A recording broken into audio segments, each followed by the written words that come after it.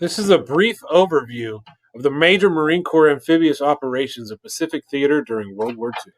General MacArthur and Admiral Nimitz decided to deal with the Japanese threat in the Pacific by invading strategic islands that would be ideal for airstrips and military bases to project our air power and destroy military shipping and manufacturing in the Pacific Theater of Operations. August 7th of 1942, Marines invaded the island of Guadalcanal. Despite being cut off by the Japanese Imperial Navy, Marines were able to hold off Japanese counterattacks and hold the island. By holding the island, Marines prevented a Japanese invasion of Australia. John Basilone was considered the hero of Guadalcanal because he single-handedly held a machine gun position against wave after wave of Japanese attacks.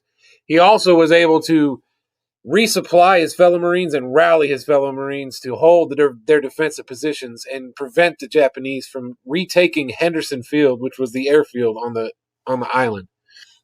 His heroic efforts earned him the Medal of Honor. November 1st, 1943, Marines invaded Bougainville in the northern Solomon Islands. This area was contested until November of 1944. June of 1944, Marines invaded and captured Saipan. Saipan was seen as an important stepping stone in MacArthur's plan to recapture the Philippines.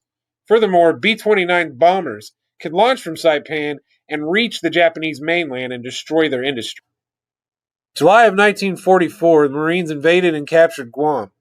Guam had previously been a territory of the United States that had been captured by the Japanese Empire shortly after the surprise attack on Pearl Harbor. General MacArthur saw Guam as an important stepping stone in capturing the Philippines as well. In conjunction with the invasion of Guam in July of 1944, the island of Tinian was invaded. This was also seen as an important stepping stone in the capture of the Philippine island. Tinian was used to ensure supplies were cut off to the occupying forces of the Philippines. The island of Iwo Jima was the next step in the Marine Corps' island hopping campaign. Iwo Jima was Japanese soil, and the Marines were in for the hardest fight they've had in the entire war. In February of 1945, after extremely heavy bombardment by the United States Navy, Marines landed on the island of Iwo Jima. Despite the bombardment, the island's defenders were ready. Marines suffered more casualties in the first few hours than the entire first day of the D-Day invasions of Europe.